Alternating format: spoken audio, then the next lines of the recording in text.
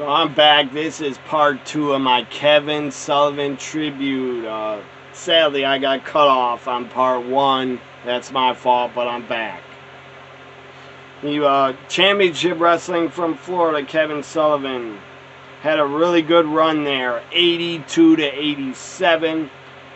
He was known as Boston Battler and the Prince of Darkness gimmick, where he was a persona of a cult leader, basically.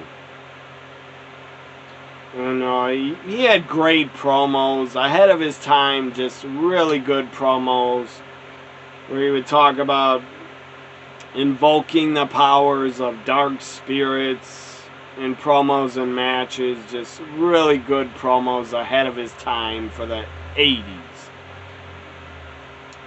And then he became associated with Maniac Mark Lewin, became Purple Haze. That was good shit, great segments and vignettes. Mark Lewin came out of the ocean behind Kevin Sullivan when he was cutting a promo. That was legendary. He also turned Bob Root. He turned him heel, shaved his head. Luna Vachon debuted in wrestling. Luna joined Kevin Sullivan and joined his group. And she went to the dark side with the Army of Darkness. He had feuds with Dusty Rhodes. And as the Prince of Darkness against Dusty Rhodes, Barry Windham, and Mike Graham. Then he went to Jim Crockett Promotions, NWA, from 87 to 91. He formed the Varsity Club, really good faction, underrated Varsity Club with Rick Steiner and Mike Rotundo. And where Kevin Sullivan at one point had a feud with Jimmy Garvin and Precious. And this feud, the crowd was super hot for it. It was a Great American Bash 88, where Kevin Sullivan and the Tower of Doom was like trying to get at Precious. Or had her locked in the cage, and the baby faces were trying to break in. It was great shit, great heat for Kevin Sullivan. He was hated. And at one point, Kevin Sullivan broke Jimmy Garvin's leg. Rick Steiner left the group and turned on the Varsity Club to go babyface. And Dr. Death, Steve Williams, and Dan Spivey joined the group. They feuded with Dusty, the Road Warriors, Rick Steiner, and Eddie Gilbert. Kevin Sullivan even attacked Missy Hyatt, Eddie Gilbert's wife at the time. So this is like late 89 into 1990. Kevin Sullivan started another stable faction called Slaughterhouse with Cactus Jack and Buzz Sawyer. All three of those guys look nuts together. And they were later replaced. Buzz Sawyer, I think, was replaced by Bam Bam Bigelow later. And into 91, Kevin Sullivan had the one-man gang. In Black Blood is the Angel of Death, and the Angel of Death as they attacked Elegante, feuded with him. He went to Smoky Mountain Wrestling. Kevin Sullivan had a good run in Smoky Mountain in 92 to 94. Good shit. Then he went to Eastern Championship Wrestling, Kevin Sullivan, 93 to 94. Where he debuted at Ultra Clash in, I think, August or September 93. Where he debuted teaming with Abdullah the Butcher against Stan Hansen and Terry Funk. So then he teamed with the Tasmaniac, who was Taz. They won the ECW tag titles. So then he returned to WCW in 94 to 2001. He started the Dungeon of Doom. which is a goofy faction, but Kevin Sullivan could talk. He was a good leader, and he was a great promo guy. So it kind of worked. Dungeon of Doom feuded with Hulk Hogan and Sting and Macho Man. They even had a War Games in '95, the Dungeon of Doom against Hulk Hogan, Sting, Luger, Macho Man. And Kevin Sullivan, the guy had a great voice. To be in wrestling, he had a great voice, and he was a great promo. You know, just very recognizable voice. He sounded legit nuts when he cut promos. Like, this guy is nuts. He's freaking me out. So he did have a very good feud with the Murderer, Chris Benoit. They had a really good feud in '96. Great American Bash. They had really good matches. Falls Count Anywhere. They were fighting in the bathroom. It was pretty awesome shit. Ahead of its time for WCW to be doing that, that was good. WWF wasn't doing that in '96. They weren't having wild brawls in the bathrooms and the arenas. And Benoit and Kevin Sullivan beat the crap out of each other. They really did. They legit looked like they hated each other. And of course it's always joked around and said Kevin Sullivan booked his own divorce because he was married to woman Nancy Sullivan. And then Chris Benoit and Nancy started dating and I believe cheated on Kevin Sullivan. I don't know if they were still together, but yeah, Benoit was dating Nancy when Kevin Sullivan was feuding with them. So, or they're still married. I'm not sure. But they feuded a long time. Kevin Sullivan and Benoit feuded from like summer of '96 until summer of '97. And Jackie came in. Jacqueline was with Kevin Sullivan. That was good shit. Then after WCW, he was a booker again for the NWO. The start of the NWO to get heat on them. He booked them to get heat, and he was great at it. Then after 2001, he was out of WCW.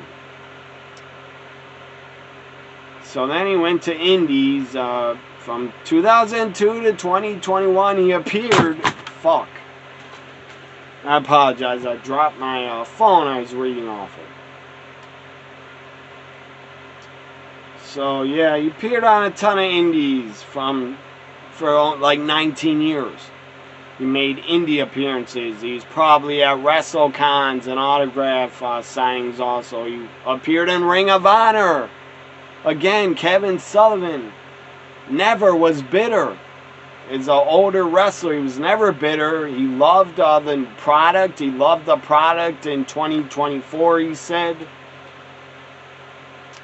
In 2018, in an interview, he said in a couple years wrestling's gonna explode again, and he was right.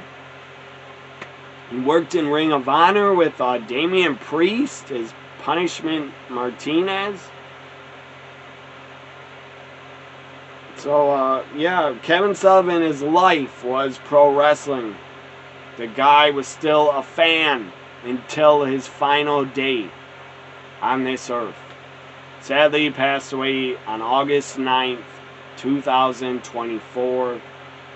In May 2024, Kevin Sullivan was involved in a devastating accident. I don't know what the accident was. Very sad, though. He did have a GoFundMe, and I did share his GoFundMe on my social medias. I heard Tony Khan gave $10,000. Good for Tony Khan. That's really cool that he did that. DDP gave money and others, I'm sure. I think the goal was like $20,000 they wanted to get raised for medical bills. Well, it went over 50,000. So he had it was a major. God damn, our stuff falling over in front of me. Anyways, he had to undergo a major surgery that would leave him with a lot of complications. I don't know what happened to him, but I was very sad to hear.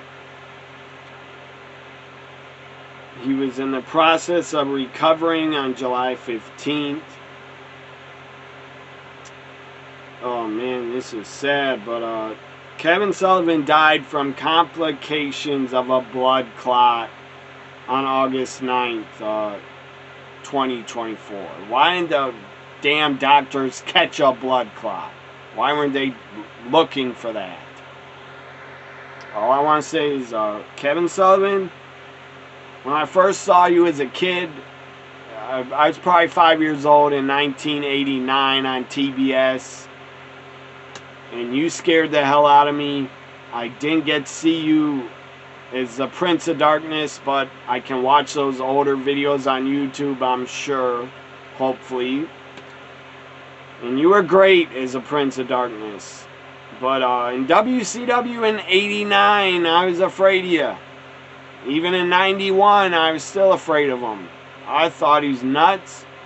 But now as an adult, I understand he was just playing a character, and he was so good at it. So good at it. I will always praise Kevin Sullivan. Great wrestling mind, great booker, great performer. He was so great. He held a lot of titles, a lot of championships and indies, ton of NWA titles, championship wrestling from Florida titles, ECW tag team champion twice, actually, with Tasmaniac. Yeah, he won PWI's Most Improved Wrestler in 1981. He should have been ranked as PWI's best heels also, because he was in the 80s.